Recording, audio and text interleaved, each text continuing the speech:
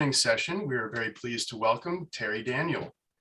Terri is an interfaith hospice chaplain, end-of-life educator, and grief counselor certified in death, dying, and bereavement, as well as trauma support. She conducts workshops throughout the US and teaches at the Graduate Theological Union in Berkeley, California. The founder of the Conference on Death, Grief, and Belief, and the Ask Dr. Death podcast. She's also the author of 4 books on death, grief, and the afterlife. Terri has helped hundreds of people learn to live, die, and grieve more consciously. Her work is acclaimed by hospice professionals, spiritual seekers, therapists, theologians, and academics worldwide. Terri will give us a presentation today on interspiritual rituals in end-of-life care, followed by a brief question and answer period. You can use the Zoom chat to post your questions, remembering to keep them short, and I will read them as many as I can, given the time that we have. So with that, Terri, thank you so much for joining us, and we're all ears. Thank you, Michael, and thank you, everybody. And I was just telling Michael before how I participate in a lot of workshops and online things like this. And the content that I have seen here for these last 3 days, I've watched everything, is so good. I mean, some of the best that I've seen, most of it. And I'm so grateful. I want to thank Bob Thurman. Thank you, Bob. I think that you might have been the one who recommended me to be on this program. So I'm so grateful. And Joan Halifax, I use your work for teaching my chaplaincy students all the time. And Frank, a shout out to you. My hospice that I worked for just officially started using your book for training their volunteers. So I feel very connected to all of you, and I'm very grateful to be here. And to all the attendees, hello. And so thank you. So what I'm going to talk about today is the use of ritual and ceremony for processing grief and facing death, the process of dying and grieving.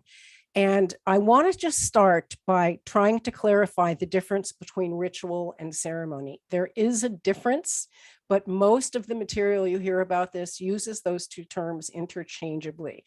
The way I like to define it, and I don't even know if this is true, but this is what seems true to me, is a ritual is something that you do routinely and regularly on a scheduled basis in a prescribed way. So for example, if you have a Christmas tree every year and you have Christmas dinner and people come over and you make the same food and you open presents, that is a ritual. It's just a regular thing that you do. It's part of your life. It's part of the culture.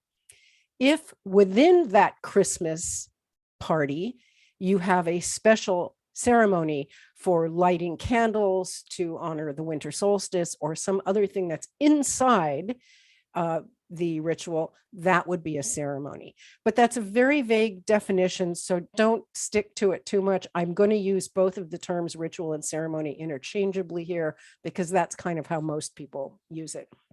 So I want to start by talking about, very briefly, what got me interested in this topic.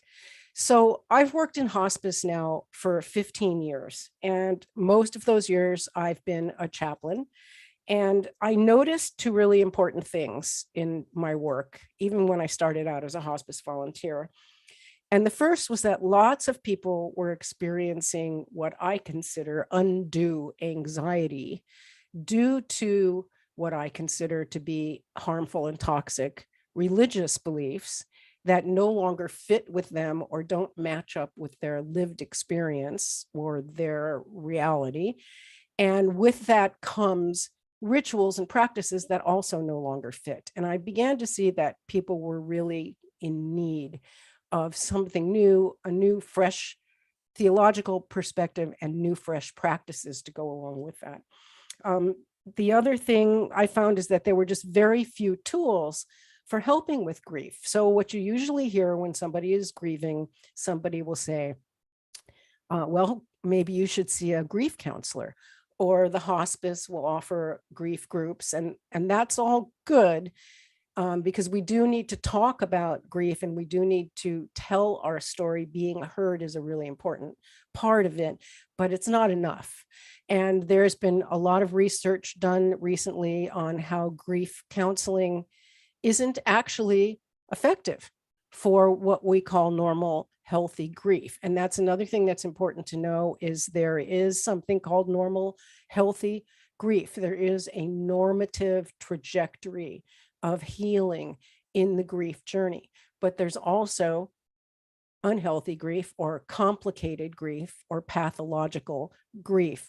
But with normal grief, and by that I mean your 95-year-old mother dies peacefully in hospice care, perhaps at home with the loved ones around, with no huge unresolved issues. It's a good death. That grief doesn't need a therapeutic intervention. It needs support, and it needs the proper rituals and ceremonies. A different kind of death, a tragic death, somebody gets killed by a drunk driver, or a child dies, or a violent shooting, that brings in a whole list of complicating factors. And with something like that, yes, therapeutic interventions are definitely necessary. And again, rituals and ceremonies are really helpful for that. So the second thing I learned as I started working in this field is that there's a gap between psychology and spirituality. Duh, everybody knows that. But what I started to see is that in traditional grief counseling, in the psychology side of things, most of those practitioners don't have any training in spiritual care. Maybe a little, not a lot. Over on the other side, on the spiritual side, spiritual practitioners, and I mean specifically clergy, who often provide grief counseling and support, don't have adequate training in psychology. They haven't studied grief theory. They don't know what the contemporary approaches to grief are. And we very often have people who are still out there saying that there are stages of grief, the 5 stages. Nobody uses that anymore. We've gone way beyond that in our understanding of how grief works. So there's not a lot of good education and training out there. And by the way, the physicians, the doctors, have no training in any of this. So that also becomes a problem. So we've got this whole kind of constellation of professional providers that are kind of all over the map in their training and their skills. And so that leaves this huge gap. And so that was the second thing. And the third thing that brought me to this work is during these last 15 years, I've also studied a lot of shamanic practices and learned quite a bit about ritual from them. So all of these things together kind of created the perfect recipe to address these gaps in end-of-life care and grieving. And that all kind of became my doctoral dissertation and my latest book. So that's kind of my background with this. One of the things that's really big in this is that traditional grief counseling and therapy follows what is known as a medical model. And the medical model works like this. A patient is sick, goes to a doctor, the doctor diagnoses the patient and gives them a treatment, and the patient gets better. That is not how grief works at all. Yet that is the model that is used in traditional counseling, where practitioners haven't become familiar with other kinds of modalities, other kinds of cultural practices. So the medical model is really limited. And adding ritual and ceremony into that model changes it tremendously, which I'll tell you about in a minute. Another aspect of this that is so important for ritual and ceremony is some of the research that we have now. This particularly came from Ken Doka and probably Robert Niemeyer as well, is that there are 2 styles of grieving that we are mostly familiar with. One is called the intuitive style, which is the person who is very emotive, very emotional, cries easily, has no hesitation to reach out and call a friend and ask for help and talk about their feelings, and really, really reacts to the loss and feels their pain and expresses their pain. So they call that an intuitive grieving style. And the other one is called an instrumental grieving style. And the instrumental griever is more of a doer than a feeler. So that griever will take their energy of grief and they'll remodel the bathroom, or they'll go start a nonprofit foundation, or they'll go back to school and get degrees in counseling, which is what I did. I'm an instrumental griever. And a lot of people think these two styles are gender specific. Women cry, women are more emotional. Men will just go out and build a boat in the garage or something. And it's absolutely not gender specific. So what's happened in therapy is that therapists generally have a bias toward the more intuitive type of griever. So if you've ever been to a therapist and you're telling them a story, they will ask you, well, how did you feel about that? Right? They always ask you, how did you feel about that? And instrumental grievers can't answer that question. I can't answer that question. What do you mean, how did I feel about it? It felt like shit. There's no words. I can't describe my feelings. And that is sort of a bias toward the instrumental griever. I mean, the intuitive griever will be able to say, I was so sad. I felt like I could never love again. But the instrumental griever doesn't say that. And so therapy is kind of biased more toward that feeling thing. So the use of ritual and ceremony in grief processing is actually great because it fits for both of those types of grievers. It doesn't separate them, and it works pretty much for everybody. Okay, all right, sorry, I've got to look at some notes here. So I want to go back the best way for me to describe ritual and ceremony is to show you pictures and give you some case histories. And I'm going to do that. I'm going to just kind of start with a little bit of theory before I go there. And so my training is very much also in theology, and I can't really separate religious history from all of this because it's all tied together. And so it's important to know that before monotheism, ceremonies and rituals had to do with the natural elements, right? We celebrated the solstice and the equinox. We had rituals for, rain and harvest and birth and all the natural things that happen in the world. And we created gods to attach to all those things: a god of the thunder, a god of the harvest, a god of motherhood, a god of war. And those gods actually were projections of our own inner archetypes. So if you're going to go to war, you might go to the temple of the war god and make an offering. And what you're really doing is strengthening your own interior warrior so that you can go to war with confidence and bravery and the things you need. The same is true for anything. If you're planting, if you're harvesting, if you're trying to get pregnant, all the things that we created gods for. When monotheism came along and put one god above all these other personal internal gods, that changed everything. And further along, when it all got organized into the organized church, all these rites of passage and seasonal celebrations now were assigned religious meaning. So now instead of winter solstice, we have the birth of Jesus, Christmas.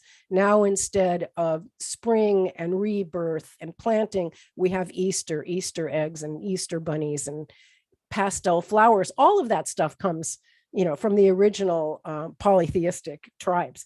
So it's important to be aware of all the stuff that we celebrate in this culture and what its roots are. And when you're creating your own ceremonies and incorporating this kind of work into your life, you'll be able to see like, oh, here's this. I understand now where this comes from. It feels so much better to celebrate the return of the light on winter solstice because all my life Christmas presents seemed so commercial and shallow to me. So now you have something that's a little more meaningful and a little more relevant. So there are 3 types of ceremonies and rituals. There are many types, but they basically break down to healing or releasing, which is what we do with grief, transition, which would be rituals around birth and death and marriage and divorce, anything about changing, from point A to point B in your life, and celebration, which is anything that we celebrate. The birth of a baby, it's a transition, it's also a celebration. Marriage, it's a transition, it's also a celebration. All these things are also releasing. If you look at some of the rituals around a wedding, the reason you walk down the aisle is because it symbolizes moving from here in your life to there in your life. And so it's a transition ritual. It's also a releasing ritual because you're releasing what you were before the marriage, a single person, and you're sort of saying goodbye to that life and you're walking into a new life. So even though there are 3 main types of rituals, they all interact with each other. So I'm going to show you some samples because I think this is the best way for me to explain this. I'm going to give you some case histories. And the first one is, you'll see this in my book, Grief and God. So this was a couple who was in their 60s. I am calling them Nick and Lucy. I have to write this down because I always forget. And so they got a dog, got a cute little puppy. And these were not really dog people. They'd never really had a dog before. It was a COVID dog. And the husband, Nick, was a very bright man, but he also had a lot of attention issues. He had ADD all his life. And so when they got this dog, he was not really good at remembering to do things like keep the front door closed so the dog wouldn't get out, or feed the dog. And he was just that kind of guy. And his wife was always yelling and screaming at him, close the door, don't leave the garage door open. The dog's going to get out. You're going to kill that dog one day. Well, sure enough, Nick was out walking the dog one night, and the dog somehow squiggled out of her collar and broke away from her leash and ran into the street and got hit by a car and killed instantly. So Nick had to call his wife, who was at home just a few blocks away, and she came running and found him sitting on the curb with the dead dog, just rocking back and forth and sobbing uncontrollably and just saying, I'm sorry, I'm sorry, I'm sorry. These 2 people were just beside themselves. They were just as freaked out as people could possibly be. And they contacted me about 2 weeks after this happened. And they were saying, we can't sleep. All we do is sit and cry. Nick could not get the image of the dead dog out of his mind. Lucy was so angry at Nick. She didn't know how to deal with her blaming and her rage at him. Nick felt so guilty, and he was afraid his marriage was going to end over this. It was just everything. And all this stuff happens in grief and loss, no matter what kind of loss it is. So what do you do with somebody like this? Do you send them to a grief counselor or a marriage counselor? Sure, you could do that so that they could talk and lay things out on the table and work on their communication, but that's not enough. So here's what I did with them. I gave them a very detailed trauma healing ceremony, and it went like this. The first thing I had them do was create a space in their house to be a sacred grief altar. They had a very big house. So they made a corner of their house where they put all the dog's toys and her food bowl and pictures and made this beautiful grieving space.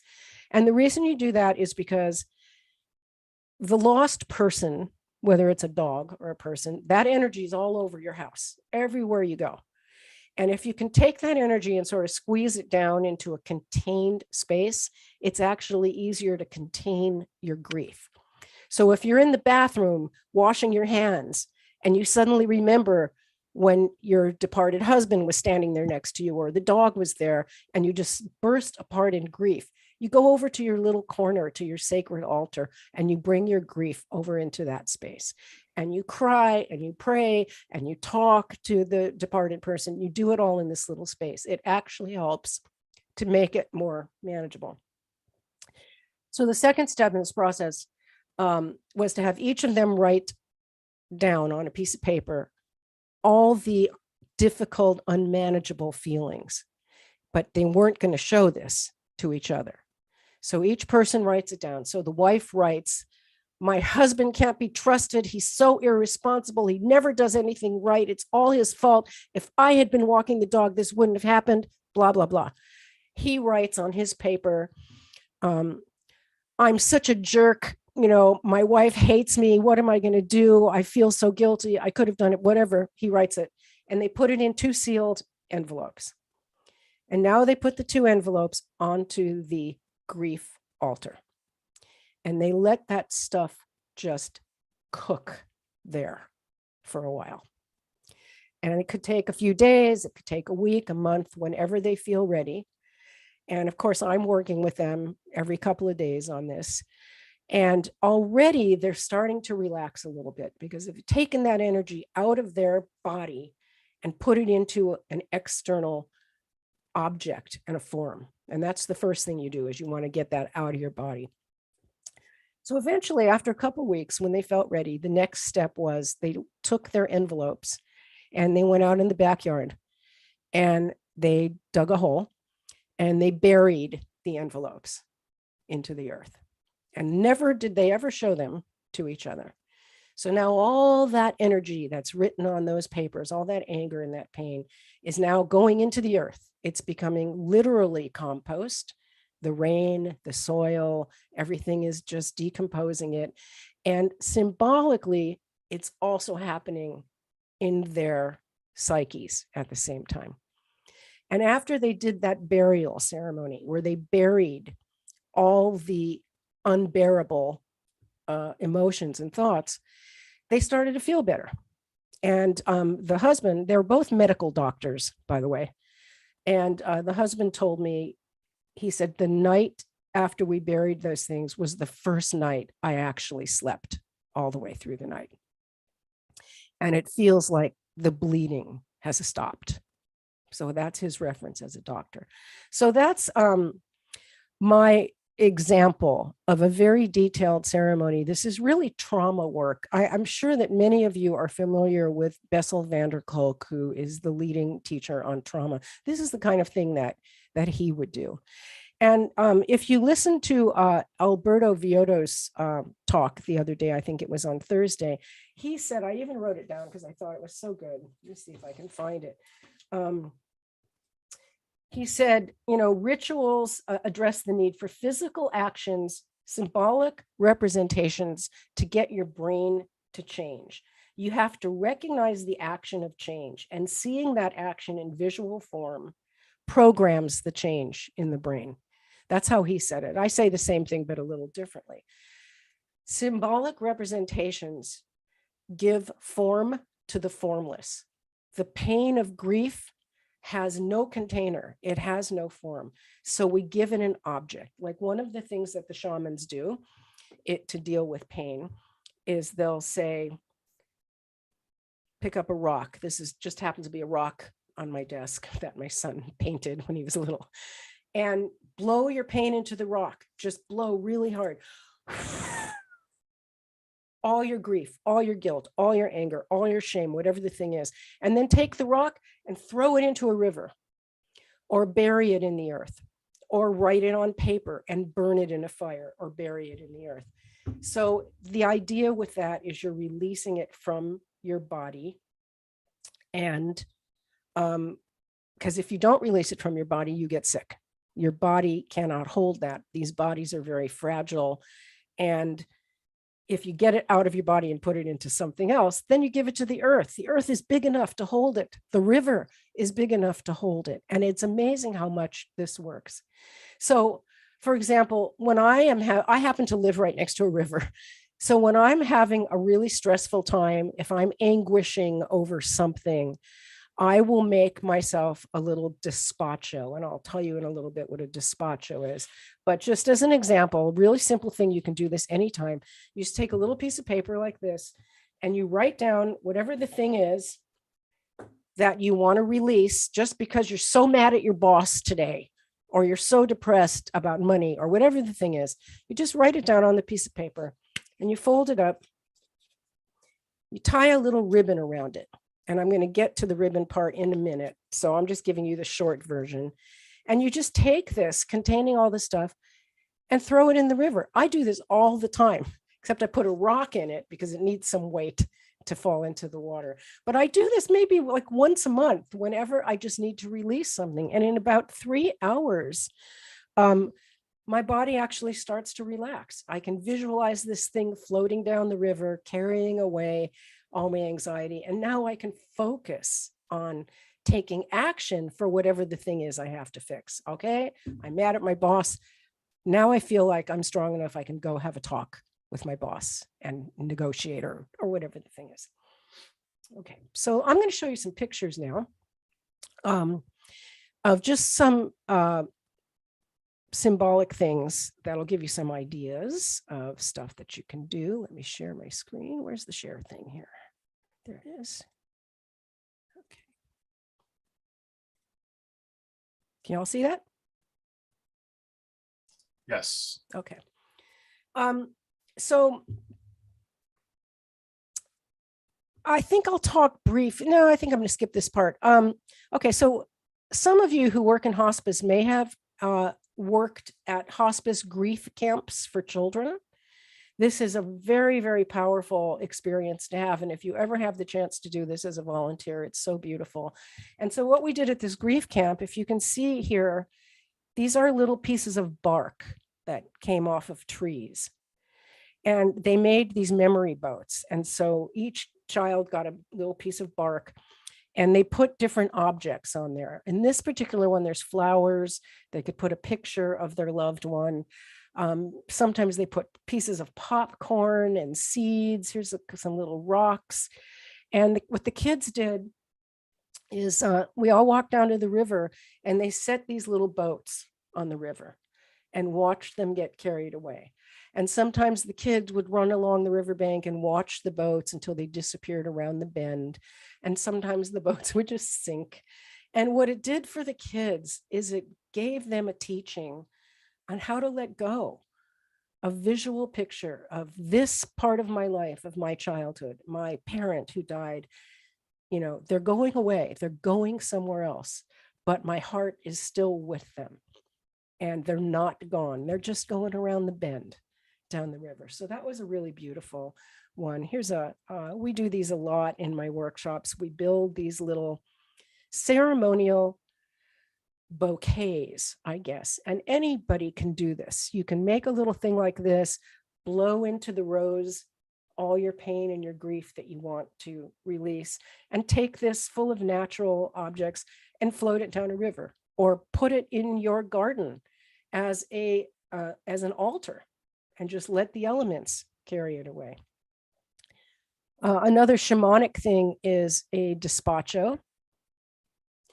And so despacho is a word that means dispatch, like you dispatch a message. This is a message to the unseen world. And on this particular despacho, we have a dark side and a light side. And the dark side represents all the pain that you want to release, the stuff that feels like darkness inside of you. And on this particular one, they wrote some stuff on a piece of paper and tied it in a little scroll. And here on the light side is the stuff that you want to rise up inside you, the light that you want to bring in. So we have light colored flowers. We have popcorn, because popcorn is kind of symbolic of things like bursting open. So we kind of like that. And there's also a little piece of paper right here that somebody wrote. And so you take this, and you can do this many, many different ways. If you Google, make a healing despacho, you'll find a lot of information from Alberto Viodo and the Four Winds Foundation and Kitty Edwards, a lot of people who are teaching this now. And you take this despacho and you wrap it up, you tie it up, and you can either keep it on your altar, you can burn it in a fire ceremonially. Ultimately, you do want to release the energy, so you don't keep it forever. You don't take this picture and hang it on your refrigerator, but you could take a picture of it and hang it on your refrigerator. And so we make these little despachos. Here's another picture. Here's a group of people making a despacho together at one of our conferences. And then it was all tied up. And what we did, this is what we used to do at the Afterlife Conference, is we would make a gigantic group despacho on bed sheets. That's how big they were. We'd get a big, like, double bed sheet, and we would just build into it the seeds and the flowers and the messages, and we would wrap it all up and then go and burn it or throw it in a river. There's another ceremony. This is, again, we're talking about group rituals and ceremonies. And this was one that we did, I guess about 1.5 years ago, for healing the planet. And what we have here is a map of the world. We had several small groups. Everybody had a map. And we had all these little things to put on the map, like little hearts. Here's a little plastic dolphin. Here's like a Hawaiian lei and little flowers. And this right here is a little lizard gecko. And we had people just gather around their map and put these healing things where they wanted them on the planet. And I think this is Australia down here. This is when the fires were burning in Australia.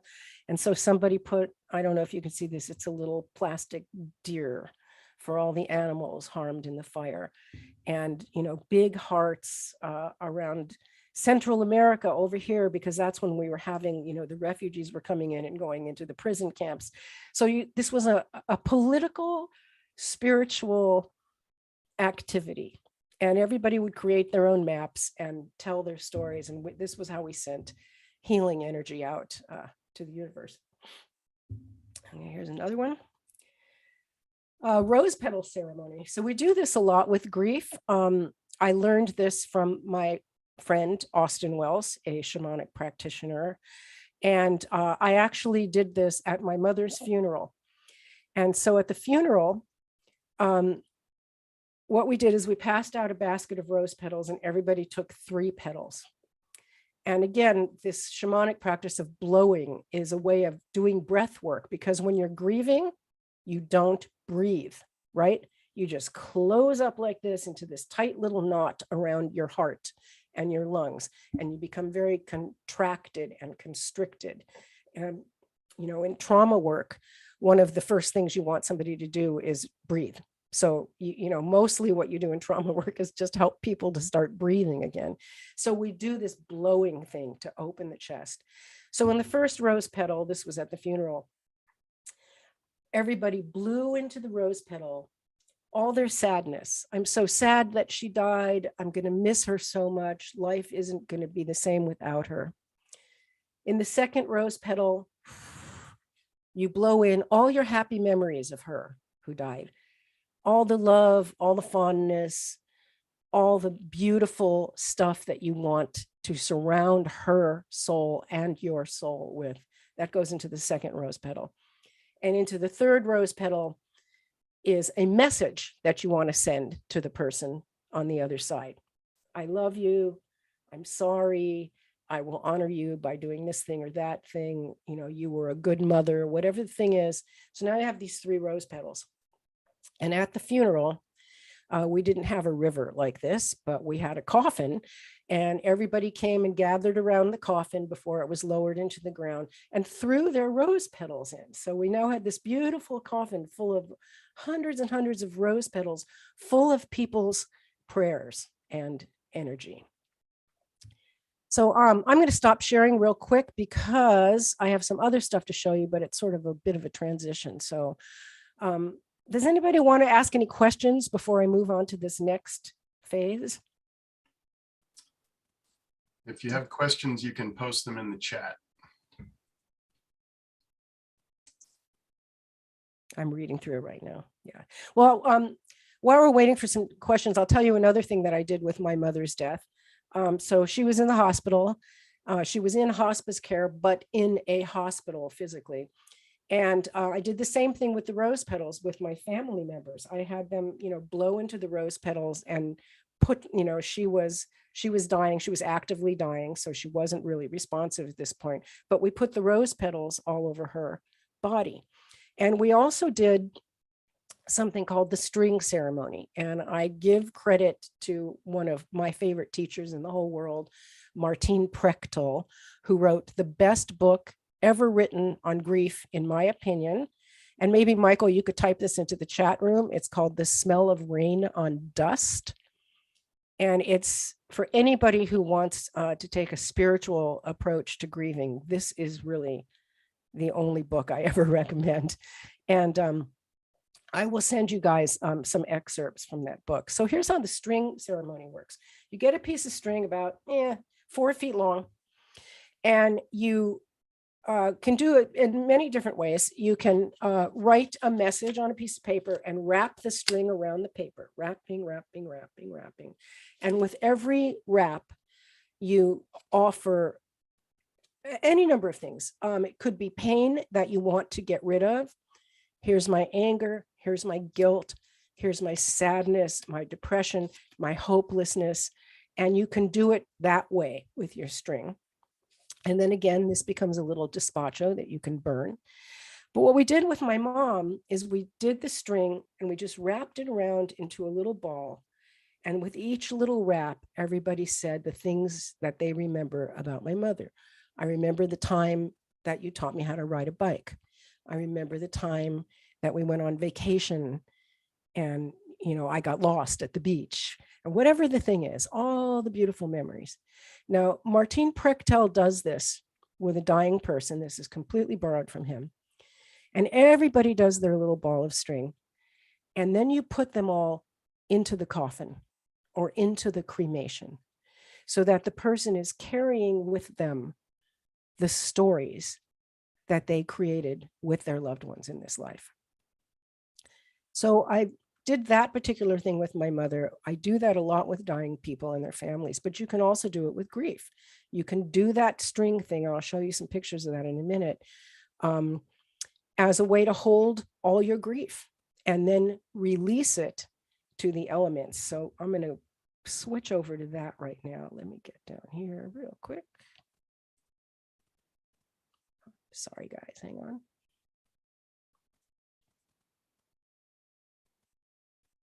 All right, we'll start with this one. I'm going to share my screen again. Hold on. So this is the story string process. And what you're looking at here is this bowl full of ribbons that somebody did with their family. Each one of those little ribbons wrapped up contained the stories that the people in this family were sharing about the person who had died. And I taught them this ceremony and they did this and they sent me this beautiful picture of the ribbons in the bowl. So after you do this, now all your feelings and all your stories are wrapped up in there. What do you do with them next? Well, you take them outside and hang them in a tree. And so here's a picture of one that we did. This was actually at a funeral home, mortuary in Utah. And when you tie your ribbon or string into the tree like that, it will unfurl. And symbolically, what has happened is that you've taken the pain and the feelings and the love and the memories and the trauma, all the stuff, you've put it into that wrapped up ribbon, and you have now opened it up. And symbolically, this also shows you what being open looks like. So you're constricted and contracted in grief.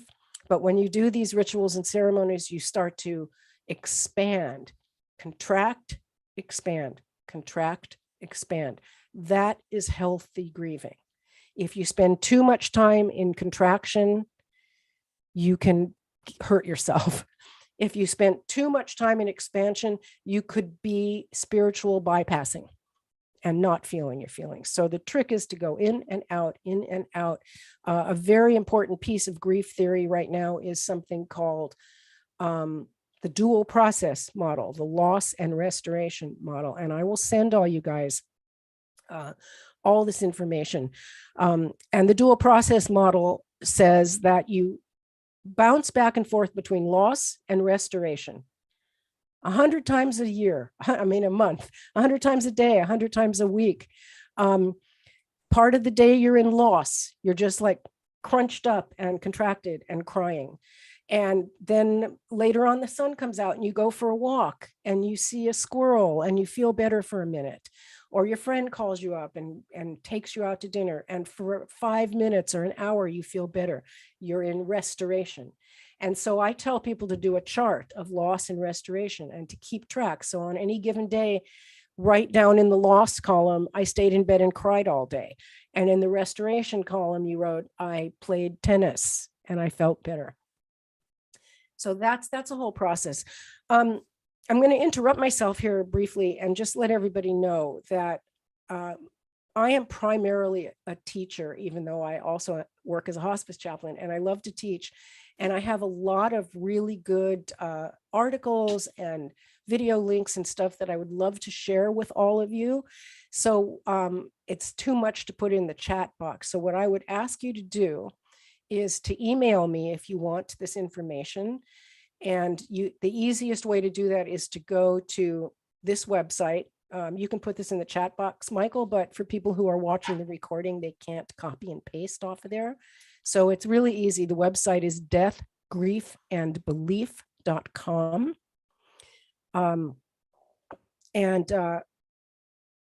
sorry, let me back up. Stop, just erase what I just said. Here's what the email address to use is office@deathgriefandbelief.com. You can certainly go to that website. I hope you do, because that's a conference that we're doing this year. But email me at office@deathgriefandbelief.com. Write that down because you won't be able to copy it from the chat if you're watching the recording. And let me know that you saw this presentation and that you want to receive these materials, and I will send them to you. Okay. Backing. All right, let's go back here. So here's another little thing I thought I'd throw in here real quick. This was just kind of for fun. You know, there are a lot of things you can do with cremains. So when people are cremated, they want their ashes thrown out at sea or taken to their favorite mountain. This was my son. He died 15 years ago. He was 16 years old. And one of my dreams for our life together was that we would travel around the world. And we never got a chance to do that. So what I did with his cremains is I put them in these little bottles, and I gave these little bottles to all my friends who are travelers. And people took this around the world and sent me pictures and little stories. And I made a website about my son's world tour that he took after he died. So here's a couple of the pictures. I just happened to think of this today. So here's my friend Robin, who sailed on a boat to Tahiti, and she put his ashes there in French Polynesia. This is from somebody who went fishing in Alaska, who put those cremains, they're not really ashes, put them here. Here's a friend in San Francisco, and it's a picture of her literally throwing the ashes off her balcony of her apartment. And here's two more. Here's somebody in Italy, and you can see the cremains being thrown out there. And here's somebody who went to Ireland, to the Hill of Tara. So this is just, I just thought of this morning when I was on my walk, like, hey, I'll put this into the presentation because it's a way to take the sadness of that dead body, really is what this is, and to give it new life again. So there are all kinds of creative things that you can do with cremains. So here's another little ritual story I want to tell you. So this was a woman who had MS. She'd had it for many years. And at this point in her life, she was completely paralyzed from the neck down. She only had the use of one little finger. And she spent her days on a big recliner chair. She had caregivers. She lived in Crestone, Colorado, which some of you may know is a very spiritual place. There's something like 20 monasteries there. And she had been an equestrian star. She was a horse rider, and she won all these awards, and she loved horses. And she knew she was dying. She had done a lot of beautiful end of life planning work. But one day she told me that she was starting to feel really sad and couldn't let go because she was so worried about how her children would grieve her. And she felt like she was holding herself back from dying because she was so worried about the people in her life. So I came up with a ceremony for her, and I had her caregiver set this up. I was in another state, so I wasn't there in person. And what we did is we got a cowboy rope. This is like a lasso that cowboys use. And I had the caregiver tie one end of the rope around her wrist. And then the rest of the rope she took out into the room and sort of lassoed it around a table. If you can picture that. I don't know if you can see me, my hands are moving around.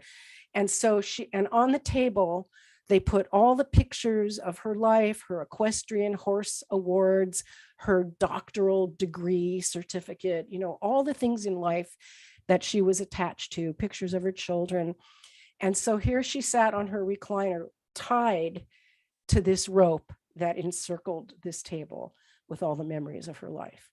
And so it was like an umbilical cord. So all the energy would pass through this rope into her, to the altar, back to her, back and forth. And the idea was that when she felt ready, when she spent enough time connected by that umbilical cord, she would ask her caregiver to come and untie the rope from her arm. And so that's what they did. And that was the ceremony for Alice. And she died a couple of weeks later. She had an outdoor open air cremation. She was one of the most amazing people in the whole world, and it was an honor to know her. Okay, let's see if I want to share some more pictures. Terri, we do have some questions that have been accumulating. Sure, I'll stop sharing for a minute. Sure. So Hal asks, my sister-in-law is dying from lung cancer, and my wife is struggling with enjoying the time they still have together. Do you have any suggestions? How to enjoy the time? I guess it's like the grieving is already starting to happen, even though the person is still here. Aha. Okay. So that is something called anticipatory grief. And you can look that up on a researcher. His name is Ken Doka. Should I let David Lionel control my camera? I don't think so. I don't know. Okay. Okay. Yes, what I would suggest is when you're going through anticipatory grief, when the grief is stopping you from enjoying the time that you have together, you have to honor the grief, because that is, your grieving process has already started. So by trying to push that away and saying, no, I don't want to feel this now, I just want to feel happy, that is not a healthy way to do it. Allow the grief to be in the room with you. Sit with your sister-in-law, whoever it was, and talk about your life. One of the wonderful end-of-life things is, creating an end-of-life legacy. Bring out the old photo albums and look at them together and tell the stories. If this person, is able to do that, is lucid enough to engage in that way, then reminiscing and recollecting is the way that you enjoy the time together. And then that is punctuated by moments of really intense grief as well. So then you stop and you cry together. But the thing you don't want to do is try to keep the grief away. It is absolutely part of that relationship and part of that healing process. And the other thing is you can do some of these ceremonies. You could sit with her and do one of these story strings. Let her do one herself. She can do 10 of them if she wants, if she's able to, concentrate and use her hands. Let her make her own story string. You can get a ribbon 20 feet long and she can just keep working it. You can tie little knots in it. It's almost like praying the rosary or using mala beads, where you're just touching and connecting with these spots along this continuum of beads or a string, and working with the energy in it. So there's a lot of things you can do with somebody like that at the bedside. Great. I really appreciate all your practical advice. It is really hard to sort of sort through it on your own. Yeah.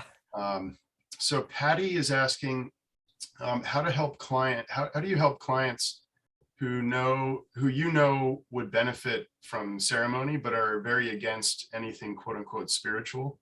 Great question.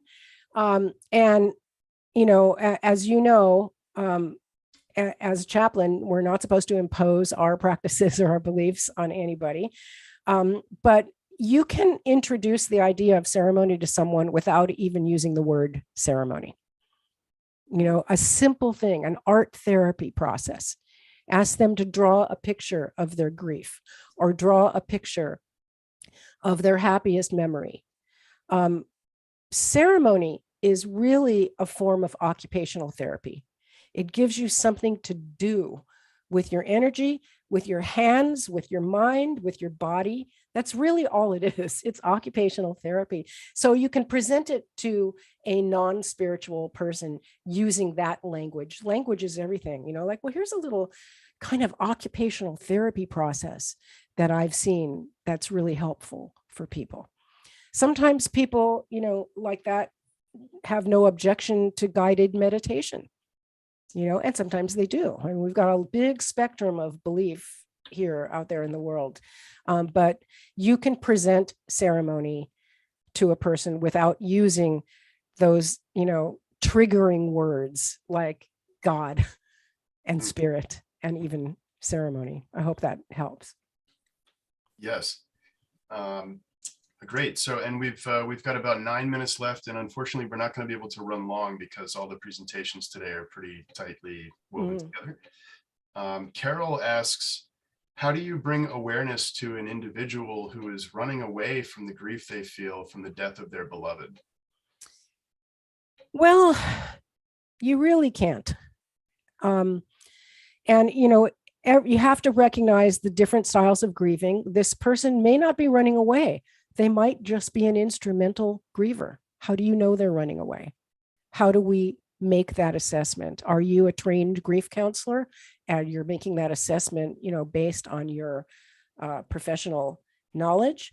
How long has it been? Do you feel like they should be grieving differently than they are? You can't push people into stuff like that. And so you really have to, it's very, very hard because we don't want to see our friends in pain. We can suggest things, we can give them books, but the best thing to do to help anybody who's in pain is to just do nothing. Just be present. That expression, don't just sit there, do something. I like to say, don't just sit there, do nothing. Just be present. Take them out to lunch, take them for a walk, let them talk. They will find their way. And if they don't, if a year and a half has gone by and they're showing symptoms of complicated grief, which we haven't even had time to talk about, they're not able to work, they're not able to focus, they're eating too much, drinking too much, or not eating, not taking care of themselves, still, clinically depressed, that's a whole different thing. And that does require an intervention. So I don't know if you are the person to do this intervention or you could make a referral. It's hard to address that without knowing more about the actual situation. Sure, fair enough. And then Gabriella asks, I am both an instrumental griever and an emotional griever. I'm very emotional, but I'm also practical and like to channel my energy positively to create things. How do you deal with these two types of grief running alongside each other? And is this common? This is totally common. And you can do the loss and restoration tracking sheet. Just get a piece of paper, draw a line down the middle, and put loss on one side, restoration on the other, because loss is more on the intuitive side and restoration is more on the instrumental side. And just track it. Just say, what did I do today that was really, what did I feel today that was really sad and really, put me in deep grief? And then over here, what did I do today? What did I react? How did I react today in a way that moved me toward restoration? The idea is both, is always, it's all about keeping energy moving. And I want to answer this one question I'm seeing here about somebody who said that somebody was grieving their mother for 14 years, sleeping in his mother's bed and wearing her ring. Again, right off the bat, I would say that's pathological. That is prolonged grief disorder. We even have a diagnosis for it. But again, I don't know. I mean, there's nothing wrong with sleeping in your mother's bed if it's the bed that's in the house. Maybe he doesn't have another bed. Wearing her ring, that's not necessarily pathological. How is his life? How is he living his life? Is he healthy? Is he functioning? Can he support himself? Are his relationships functional? That's what you really want to look at. You know, I mean, as an example, my son's been dead for 15 years. I still wear some of his shirts. Does that mean I'm having a pathological grief response? No, to me, it's honoring. So again, you have to really be able to evaluate each situation. I want to show a couple more pictures before we do some more, just quickly. So I want to let you all know, first of all, about the conference that I've got coming up called the Conference on Death, Grief, and Belief. You can just go to deathgriefandbelief.com and you'll find all that information. But I also want to let you know about these workshops that we do called Grief as a Mystical Journey. And these are just a couple of ceremonial images from the workshop. We do something where we have people draw a picture of their grief landscape. And that can be anything you want it to be. It's whatever image is in your mind that is stuck there about the loss. And then we have people bring a ceremonial object, and that can be anything, and a picture of the loved one. And we, in some of the workshops, we make a little despacho. Sometimes we do a community grief altar. And so this is one of the altars. So here's somebody who was grieving their horse that died. And here's a little horse. And here's the pictures that people draw of their grief landscape. I'm going to go through these very fast. Here's somebody who was grieving her mother, who brought, you know, this is mom's hat that she always wore in pictures. And so we're building a little despacho here. And this is somebody who we did a story string in this workshop. And as you can see what he did with his string here, can you see my mouse moving when I do this? Yes, we can. Okay, so he tied his string in little knots. Can you see that? That's how he did his. And each little knot was one of the memories. And for this person, the loved one died in a car crash that went off a bridge. So he drew a picture of a bridge and people crying. And here's his little dog that also died. I just want to show you these very quickly because to give you an idea of how the visuals in a ceremony work.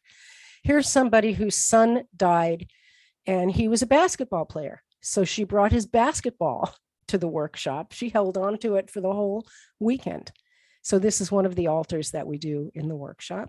And then finally, this is a community grief ceremony that we did when there was a wildfire in Southern California. And I went down there to do the ceremony at a Unitarian church. And that big log thing, it's a branch from a tree. I actually went out to where the fire was and found a burnt branch and brought it to be the centerpiece of the ceremony. And again, we're doing the story string. So I had each person take a ribbon and tie it on the branch with their prayers, with their sadness, with their blessings, with all the stuff. You can't really see it in this picture, but on this little altar, there's animals because so many animals were harmed in the fire. Here's a little cow and a little horse. So again, we make these representational objects. And with this one, we went outside to the back of the church and we hung, here's the big log up here, hanging in a tree with the ribbons, and somebody did a little scroll. So I just wanted to show you that quickly because I know we've got like 1 minute left, right? Yes. Okay. So I think we're probably gonna not have any more questions. Okay. I do, unless you have a final thought, I just wanted to thank you. Oh, well, my only final thought is I would love to stay in touch with all of you. So please email me at office@deathgriefandbelief.com. Let me know that you were here today, and I'll send you a bunch of really cool tools and materials that you can use for creating altars and creating your own grief rituals and ceremonies. Terrific. I really want to thank you personally. I've lost a couple of very close family members recently.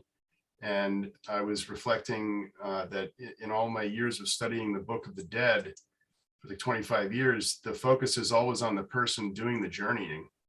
And at least in the Buddhist teachings that I've had, there's not so much practical tools for the people who are left behind and grieving. And you have given us a lot of tools that are very helpful, and also sort of a license to be creative and to create our own ceremony, which is very special. And so I'm very, very grateful for your presence here and for sharing all these tools with us. Yeah, thank you. It's all about the tools, and that's kind of what we lack. We have traditions, but what we don't have in this culture are these kind of very practical occupational therapy kind of tools. That's right. So thank you so much, Michael. Thank you, everybody. Yes, it was our pleasure. And so now we'll take a very brief break, and we'll come back at 2:15 Eastern Time for a presentation by Sierra Campbell. Thank you so much, everybody. Thank you.